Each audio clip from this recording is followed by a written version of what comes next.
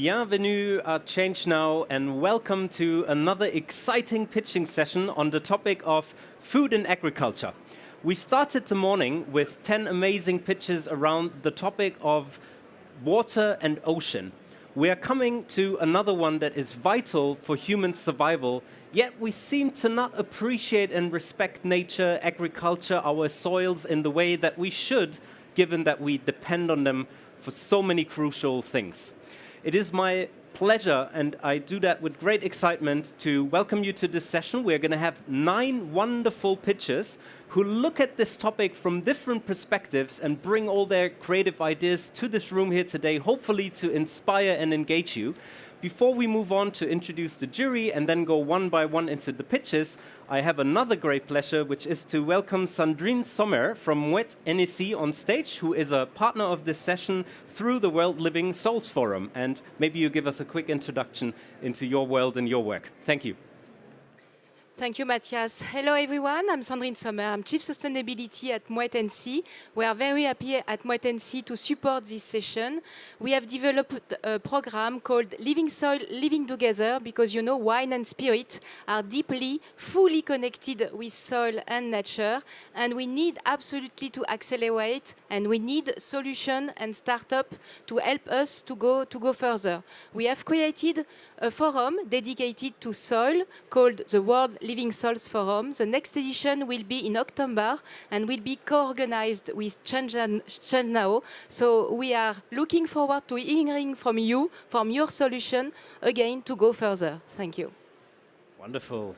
Sandrine, very good on time. Thank you. I appreciate it. Next up is the introduction of the jury, and I suggest we just go from my right to my left, and let's keep it short and sweet. Name and who you represent, maybe 20 seconds each. Thank you.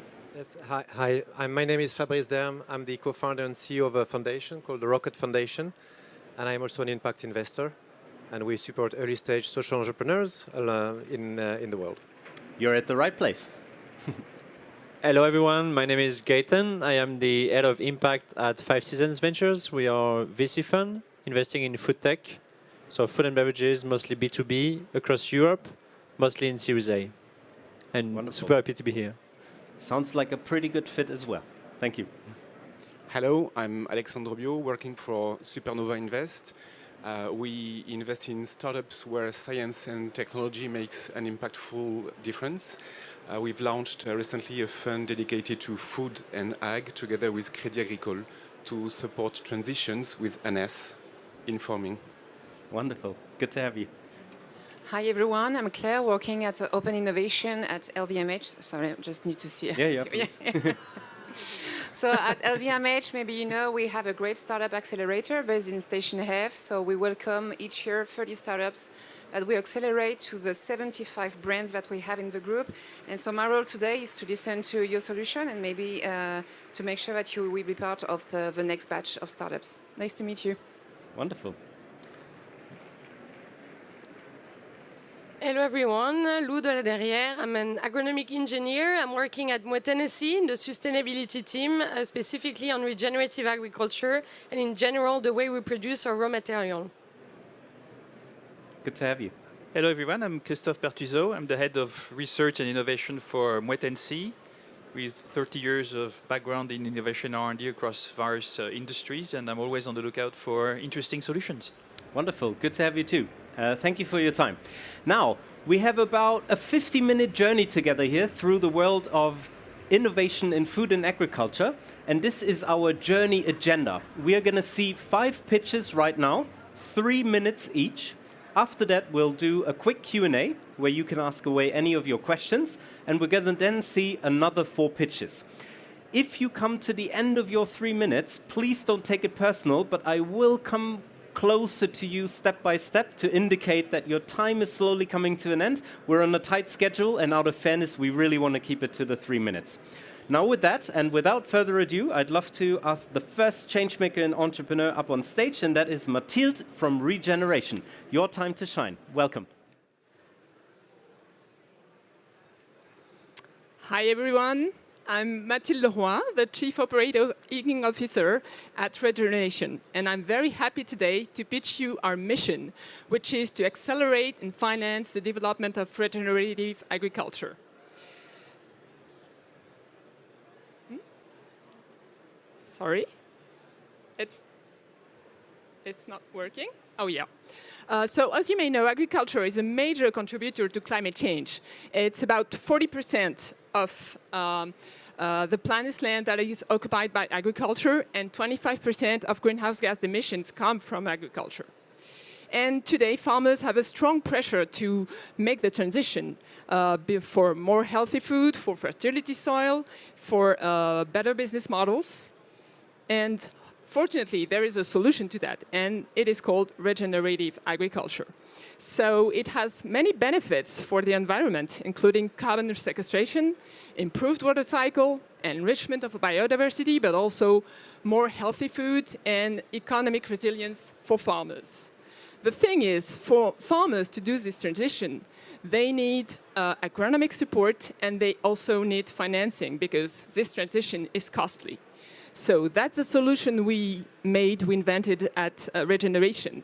We bring agronomic support to our farmers with a network of agronomists all over France that work hand in hand with our farmers.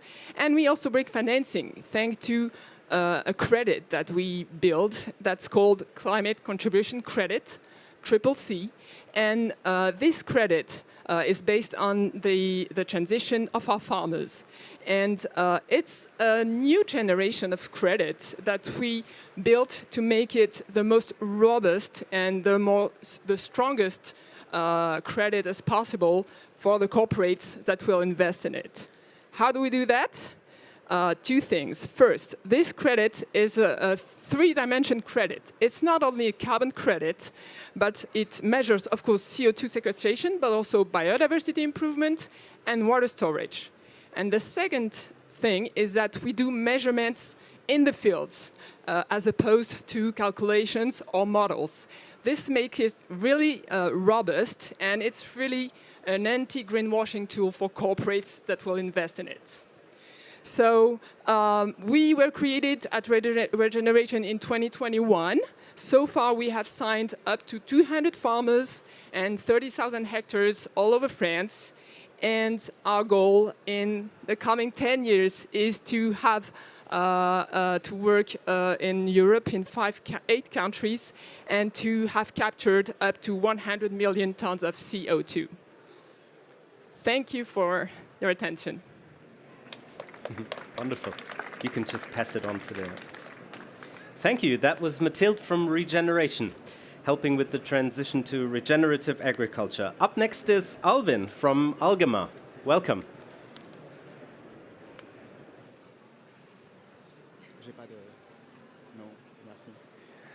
Hello, everyone. My name is Alvin. I'm the founder and president at ALGAMA. It's a great pleasure to be here. At ALGAMA, we harness microalgae to make ingredients from them. So I will ask with one question, maybe not to the whole audience, but the jury. Do you know about microalgae? Any of you? Not so much, so I won't have a lot of help here.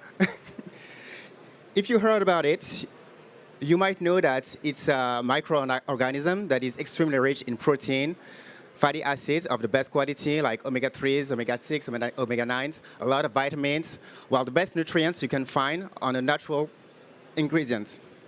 The only thing is that if you know about them, it's not so good. It's like pretty bad, actually, in taste. And this is how I personally discovered algae. I've been taking microalgae as food supplement for 20 years right now. And about 13 years ago, I started to think, well, can we do something else about it? Because I realized that the food system was pretty messed up, and not a lot of people were doing anything about it. I'm talking about 13 years ago, and then 10 years ago, ALGAMA started with this mission of creating new ingredients from this biomass that is totally untapped. What I want to say today, because, well, it's a pitch, but I can say whatever I want, it's good, is that, well, it's been 10 years. It takes a lot of resilience. You've heard about alternative protein. You heard about food. You've seen many products already. It wasn't the case back then, but right now it's very important. And unlike what I'm doing right now, because I'm very, very bad at pitching, I still think that, well, first impression is very important. So even if I don't like to pitch and I don't have any slides, as you can see, I can't do that. I do believe that what we do is extremely important because the food system is accountable for 25% of all the greenhouse gases that we have in this world. And it's also a lot more than that because it's pretty messed up in many challenges for the health, for animal welfare, well, a lot of diseases that are coming. Well, I don't have to say too much about it. So we need to do something strong. And if I'm talking about this whole thing right now, it's because last night I arrived from San Francisco for a session of conferences that were very interesting. A lot of companies had trouble right now because they have to lay off, because they're folding, because they couldn't meet their markets. And well, I'm pretty happy about ALGAMA because we don't have this issue today for one reason, and one reason only, I believe. After 10 years of work, we have ingredients that are replacing eggs, mostly. This is the first ingredient that we are introducing to the market. And what we managed to do is having an excellent first impression. Our ingredients have a perfect taste, perfect texture, and it costs less than the product that we are replacing. So here, I just want to push for first impressions and good products. Thank you. Thank you. Wonderful. And you'll have a chance to learn more about the venture in the Q&A and the networking session as well. Next up is Azadeh from betterSoil. Your time to shine. Join me here. Thank you. We are going to start with a little bit of practice. Can you stand on the ground? It's a natural soil. It's a natural ground. So come on, everybody, a bit harder. A little bit, a little bit. Can you imagine growing a kind of healthy tree in this kind of soil? Hard, like stone? No, I can't. Why I cannot? Because when the soil is sick at the moment, we get sick. Why we get sick? Because we do not get the nutrients from the soil, because the food quality drops. When the food quality drops, we get sick. And when the soil is sick, farmers' income drops. They do not have anything to sell on the market. And people lose their homes because they have to go for other soils in other countries. Then the climate gets sick. Why? Because soil is the largest carbon reservoir on Earth after the ocean. Oh my God. What about food? 95% of our food comes from soil. What about nature? Soil is the fundament in the nature. What about biodiversity? More than half of global biodiversity lives under our feet. Come on, Leute, can you imagine this? Soil degradation is killing everything. Soil is sick, we get sick, nature is sick, biodiversity is lost. Very simple. So, betterSoil, what do? We produce a kind of natural soil fertilizer. This is our product. We call it betterSoil Booster to replace it with chemical fertilizer. So this is one thing, good for nature. What do we do next? We offer soil consultancy partnership with farmers and companies to work in their supply chain to make it more resilient for climate and environment.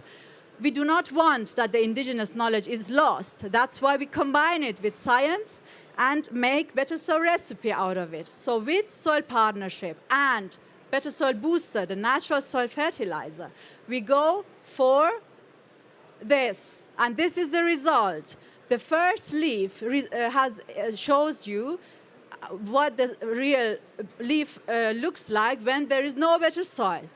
On the left side of you. In the middle, only after 6 months, with a little bit betterSoil Booster and a good consultancy to the farmer, and then healthy soil. This is where we want to go. So we are 16 people in the team from 4 nations, registered in Germany, Iran, Malawi, and Kenya. And that's it. And we have a vision I have a dream to reach 1 billion people on the earth and provide them with healthy soil. And when you work with us, we work with climate, we work with environment, and we work with farmers. And that's it. Thank you very much. And if you like, you can visit our booth and buy our book. Thank you. You can pass it on to the next. Thank you. Very clear chain of things that go wrong and could improve thereof. Next up is Olga from Agro Sustain. Welcome to Change Now and welcome on stage. Thank you. So hello everyone. We just spoke about soil and healthy plants. So I will tell to you how we can keep the fruits and vegetables healthy longer once they've been harvested. And this is the goal of Agro Sustain. I guess all of you are familiar with some of these images, right? It's something that happens to us and also to retailers when the fruits are being forgotten or stored for too long. And this is, of course, something that creates a food waste. And at Agro Sustain, we have a solution to address this issue, which is a natural coating, which is made of edible emulsifiers and vegetable oils. And it basically helps to cover the fruit as well as vegetables and cut flowers and extend this shelf life. In addition to it, what is very important, we have to reduce the waste loss reduction throughout supply chain by 50%. We have to reduce the water loss in the fruits, which means it's more revenue for the growers, which are trading based on the weight. And we extend the shelf life for the end consumer by 3 to 4 days, which just gives you a few more days to enjoy your food without sending it to trash bin. In terms of application, we are working directly with the food growers in their packing stations. The product can be applied by spraying or bathing using the currently existing machinery. And where we are standing today, we are doing a fundraising, as some of you are investors, of 3 million. So if you want to participate, please pass by our booth. Thank you. You can pass it on. Thank you. Very short and sweet. Very good. Thank you. Next up is Chuck from Soil Capital. Chuck, your time to shine. Thank you very much. Hello, everybody. It's great to see you, and it's great to be included in a crowd of people that are doing amazing things. On the other hand, maybe I can start by saying that plants suck. Plants have this amazing ability of sucking carbon out of the atmosphere and bringing it into the soil, creating living soils, but also creating clean water, abundant wildlife, and healthy food. So at Soil Capital, what gets us excited is making regenerative agriculture mainstream, not within our lifetimes, but within this decade. And for that, we need to put the centers at the farmer of this equation and start paying them better. So we're a bunch of 50 geeks, finance people, generalists, but most importantly, people that come from a farming background or from an agronomy background. And we work very hard to make this vision a reality. What we support farmers in doing is farming a little bit differently. So replacing mineral synthetic fertilization with more organic inputs. Minimize the disturbance of the soil's fragile ecosystem. Increasing cover crops and therefore photosynthesis. Also adding species to the rotation, like cover crops, animals, more species in the rotation, but also agroforestry. At the center of all this, there's perhaps a tool, yes, that will enable farmers to measure, manage, and monetize their environmental impact much better.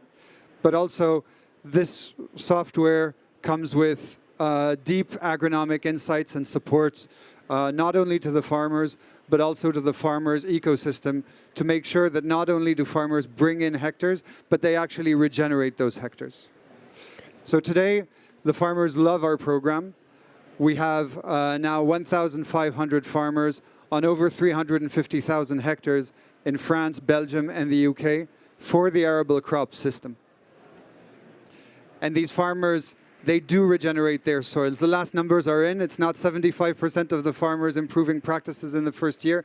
It's actually 90%. So these farmers have also stored or reduced over 180,000 tons of carbon or equivalent into the soil. And the first 400 farmers that were the first to enter the program have already been paid 4 million euros to date. By the way, that 180,000 tons, that's the equivalent of around 20,000 Frenchmen. Now, who's valuing this change for the farmers? Well, mostly It's businesses in the food and ag supply chain that have a keen interest in reducing their Scope 3 emissions, but also long-term security of supply. And where we're going next is international to make regenerative agriculture mainstream. Thank you very much. Wonderful. And you can stay right with me for the Q&A. Yeah, if you could just... Can I ask the other 4 pitchers to rejoin us on stage and come a little closer to the camera? Yep, like as close as possible to you. Yeah, thank you. Okay, wonderful. Over to the jury. Sorry, can we line up on this side? Yeah, it's just the camera issues. Thank you. Wonderful. Who wants to ask the first question? And maybe a little tip. Let's keep it short and sweet and fair so that everyone has a chance to share some final thoughts. But over to the jury for now. Okay, I will go for the first question to Olga. You're mentioning water losses that you're addressing. What about pathogens? And is your product okay for organic products?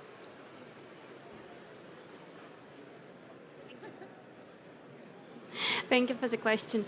Concerning pathogens, thank you for highlighting it. Indeed, when we are depositing our layer, it does help to reduce the growth of fungal pathogens because they need oxygen to breathe, and in this case, they cannot.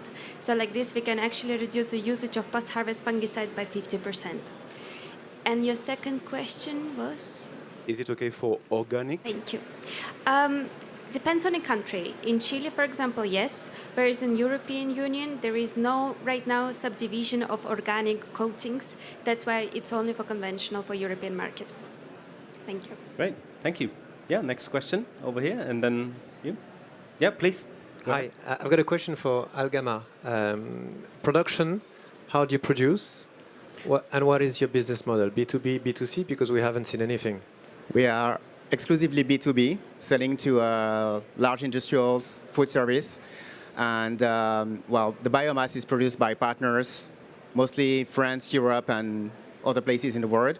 We have production capacities to transform the biomass into ingredients in France now, and we are building up a factory that we just bought in Belgium, that we have the capacity to make the equivalent of 200,000 metric tons of eggs per year. Great, wonderful. Over here? A question for Mathilde. You have a very ambitious plan. How do you plan to scale up, especially in the capability to measure some of the indicators you have? Yes, that's right. It's very ambitious. Well, the first thing is really to start work and enroll a lot of farmers and to work hands in hands on the fields with agronomists, with them. And of course, to convince also some corporates with our model. And this is the sale of the credits will make it possible for us to develop all the measurements that we pay with the credits. And of course, what's important is that we give back, I didn't mention it, but we give back 60% of the value of the credit to the farmer. But what is key is the partnerships with corporates that will believe in our model. Thank you. Yeah. Next question. So for the solution of betterSoil, so my question is, do you provide the biochar and compost to the farmers or make sure they're trained to be able to create their own? And then how do you track the improvement on the crop and on the soil? Well, it depends. It depends on the partnership and the years of the partnership. When you have 3 years, so we educate the farmer in this time so that he can produce it for his farm based on his waste, agricultural waste and bio waste, whatever, kitchen waste and whatever it is, because we produce this by a natural soil fertilizer based on waste. It's a kind of circular economy. So it depends, and when you say about how we track it, biochar contains carbon. So when you bring 1 ton of biochar in the soil, you bring 3 tons of carbon dioxide in the soil. So it's scientifically proven because I'm a scientist, so I can tell that. And when you say 1 ton of our product is 1 ton of carbon dioxide, you can bring it with scientific papers in the soil and then sell their credits to companies. Because biochar is a very known product in terms of carbon dioxide. This is one way of measurement, how many tons of this product, our product, a farmer has been brought into his soil, and yield increase, how many % yield increase the farmer has. For instance, in this case, we could show that the trees had bigger leaves stronger leaves, and the products were bigger. It was pistachio tree.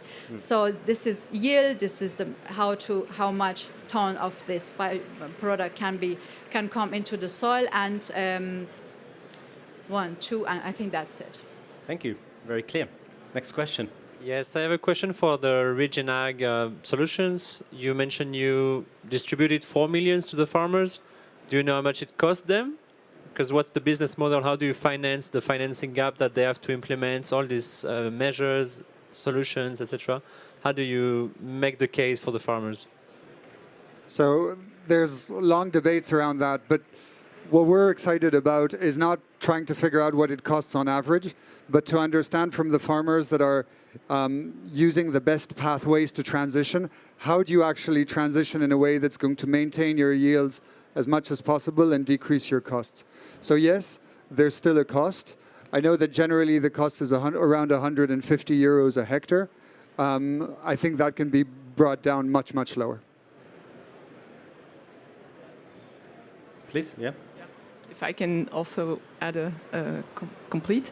Yeah, you're right. It's really key to bring enough value to the farmers and not put the financial burden on them. So that's why we really struggle to build this high value credit.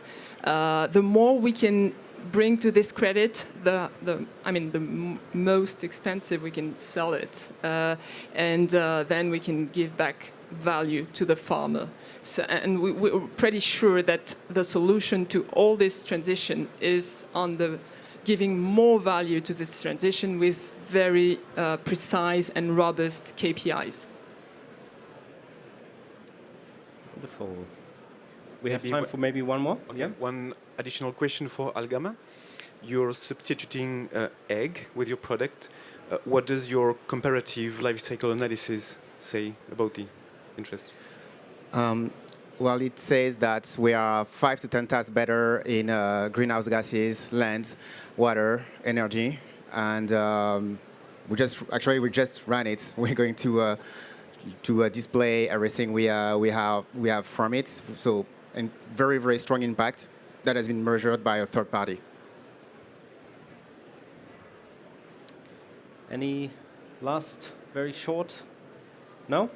That is not the case, so I'd like to ask you to stay on, because we're going to have a networking session after all the pitches.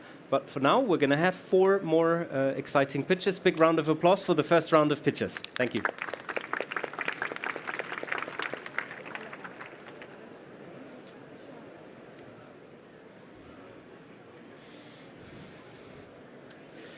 Wonderful. For those guests who have just joined us, you are in a pitching session around innovations in food and agriculture. We've just heard 5 wonderful people share their work and their organizations, and we are going to move on to 4 more.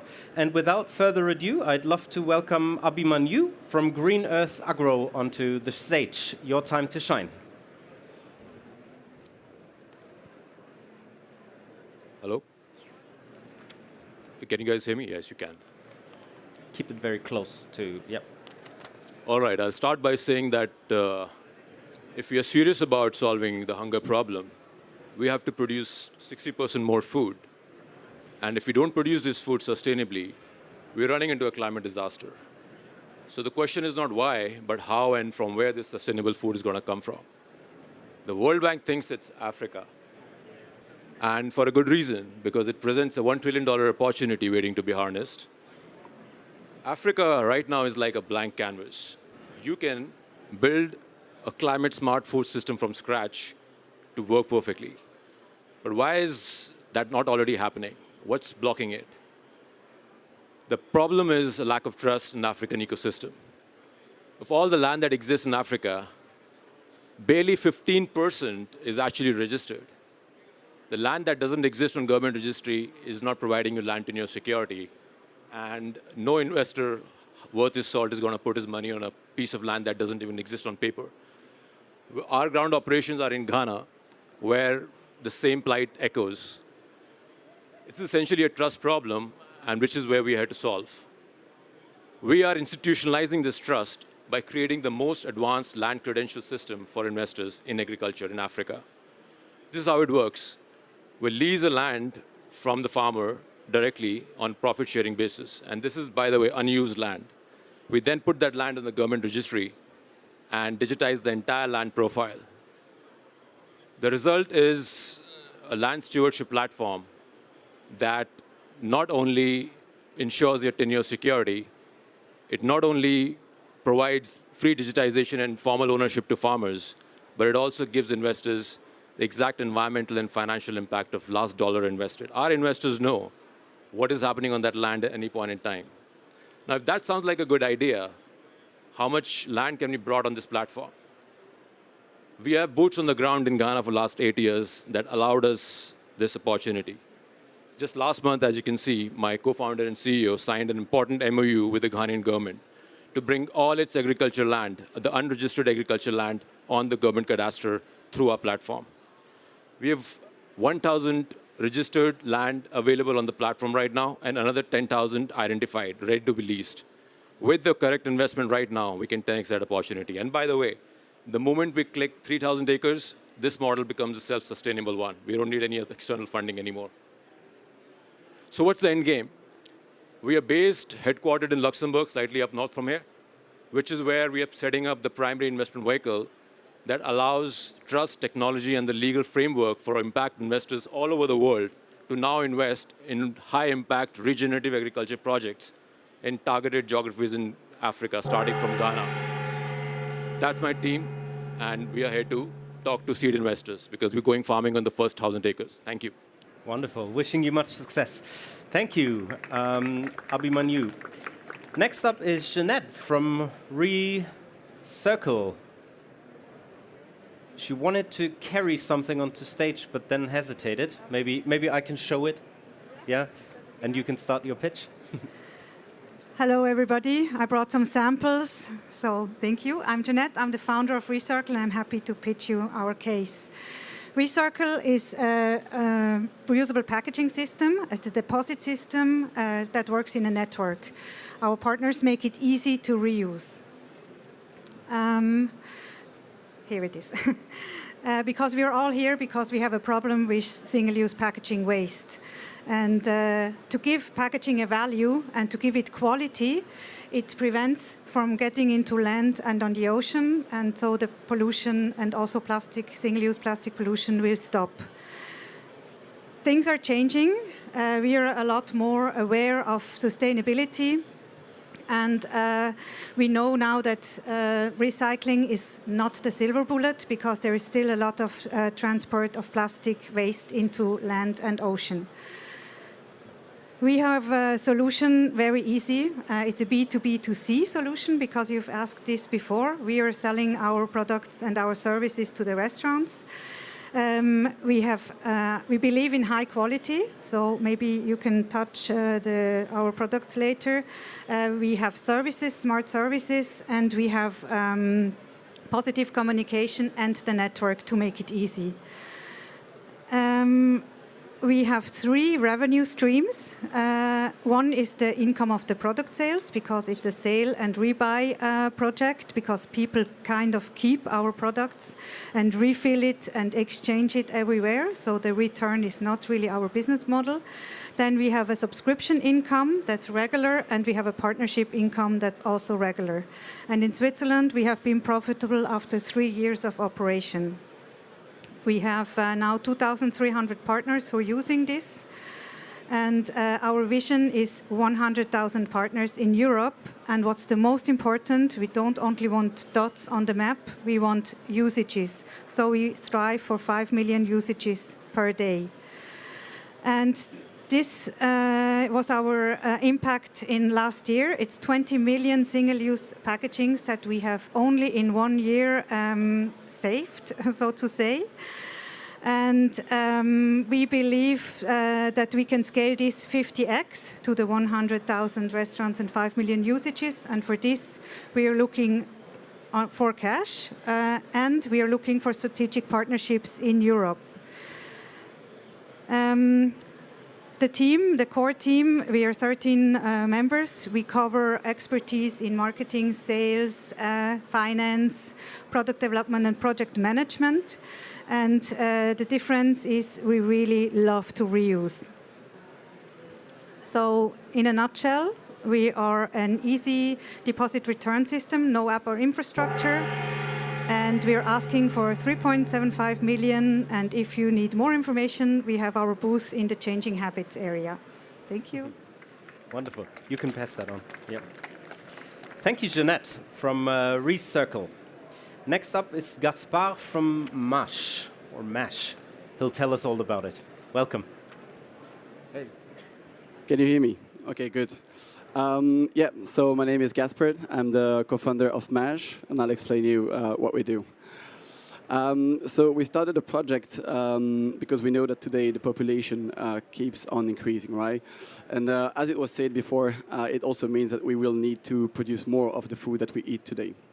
But then on the other hand, we know that the way we produce food today is just not really sustainable for the planet anymore. So if you want to find alternatives today, then usually you always find the same alternatives. It's pea or soy protein. But then on the other hand, it's not really sustainable for the planet neither. And as a consumer, if you're going to go to the supermarket, you usually find always the same type of products, right?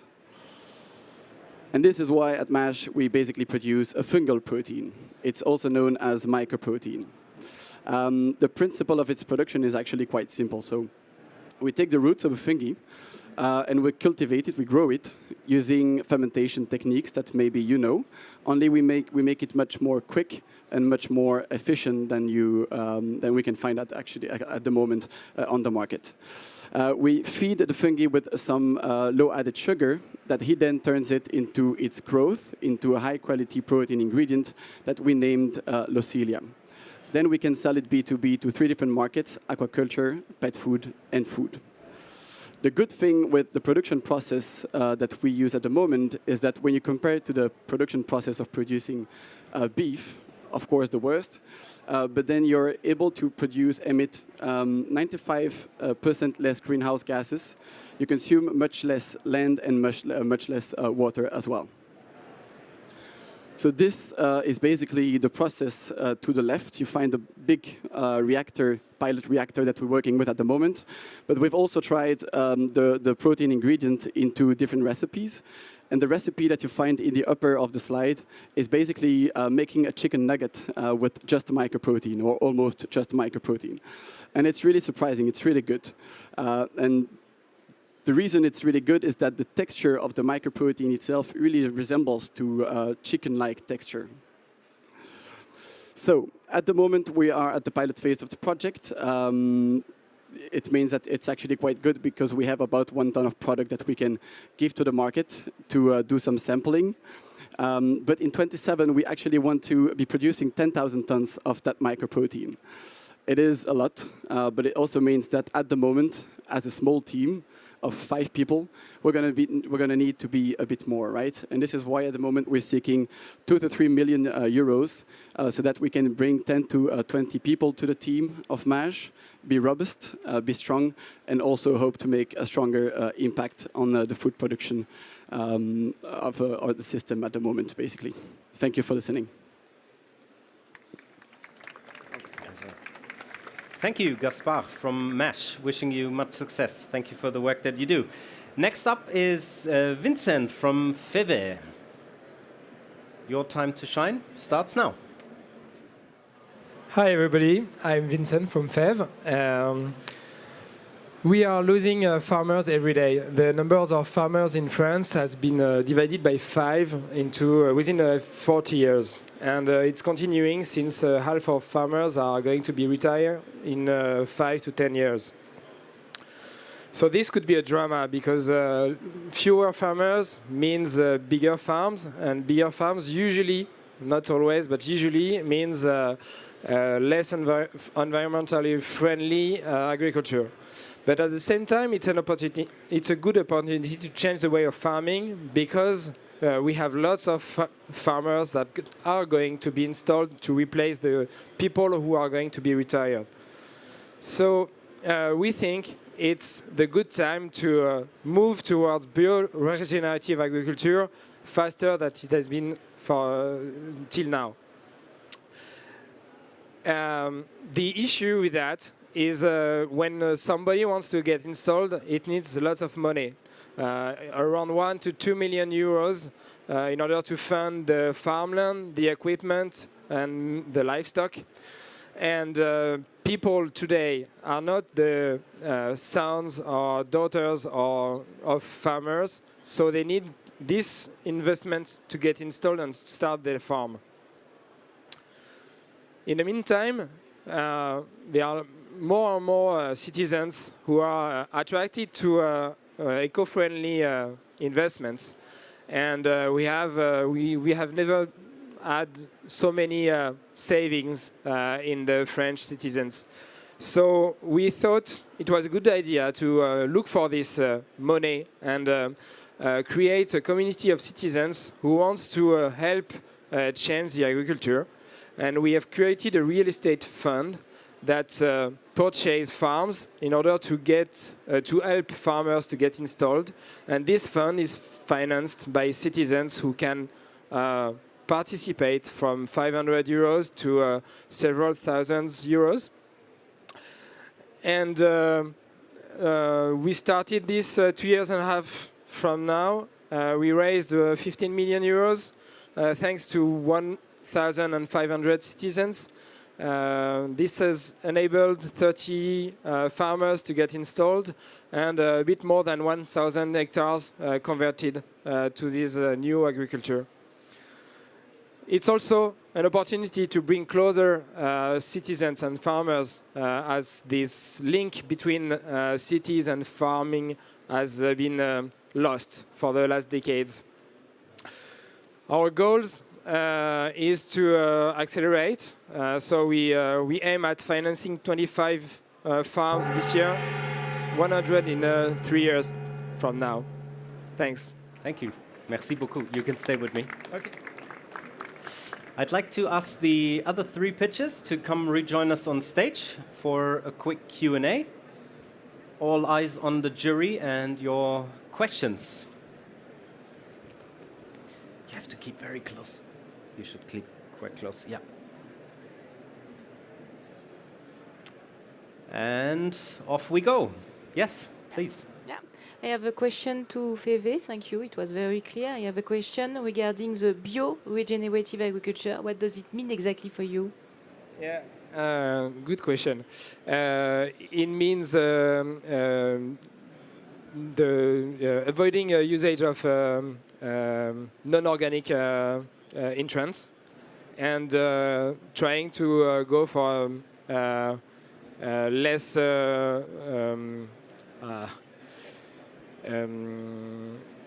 what we call regenerative agriculture is using I'm sorry, my English is so rusty. I never speak English. I always work in France, and it's been so long. You're doing very well. So no yeah, and the regenerative agriculture is what we call your regenerative agriculture, and that some people has described from now. And we know that it's not easy to go to bio-regenerative agriculture, but we have more and more examples of people managing to do that. So we try to focus on that. Merci. Thank you. Yeah, over here to my right. Yes, hi. Question for the Greenearth Agro. Can you please explain the use of the blockchain? So, if you had. Sure. Everything is on blockchain is a very important part of the technology stack we're building. So essentially, land is permanent, right? All of this will go away, but this land will remain. So if you can start collecting data in an immutable fashion and audit it, that data will stay as long as the land stays. And the longer it stays, the more valuable the land is. So that's number one.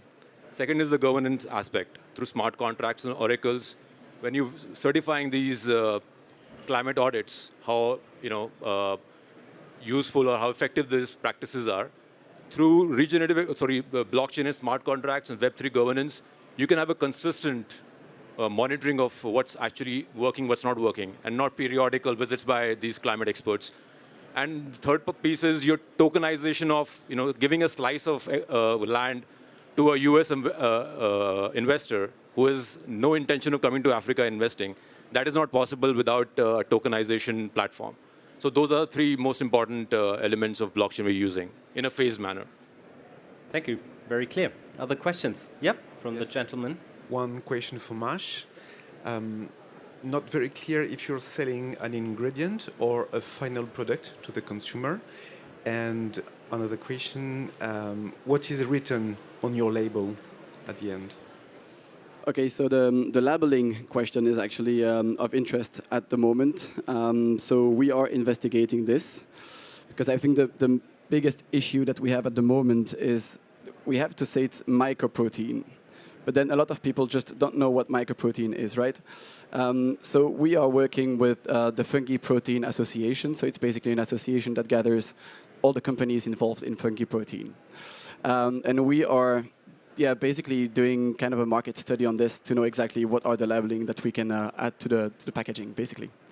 And for the first question, we are only supplying the B2B protein ingredient, right? So we sell it to formulators so that they can then replace the meat fraction in the end product.